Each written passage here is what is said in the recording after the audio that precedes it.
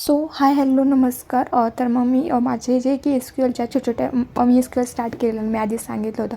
तर SQLच्या छोट्या माझं झाल्यावर मग मी SQLमध्ये की त्याचे कोड्स म्हणजेच त्याच्या क्वेरीज मला समजत आहेत का, किंवा एखादा प्रॉब्लेम असेल तर तो मला सॉल्व करता येईल का, याच्यासाठी मग मी लीड कोडचे प्रॉब्लेम सॉल्व करायला सुरुवात केली.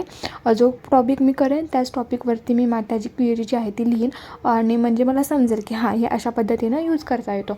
सो मी आत्ता इथे जी आहे ती एक क्वेरी रन करते की ज्याच्यामध्ये कस्टमरपासून मला डेटा घ्यायचा की ज्याच्यामध्ये मला की नेम शो होईल. ओके, जिथं आपल्याला काय होईल, मला नेम शो आहे ज्याच्यामध्ये कस्टमर आय डीपासून ज्याची रेफरन्स आय डी ही 2 नसली पाहिजे.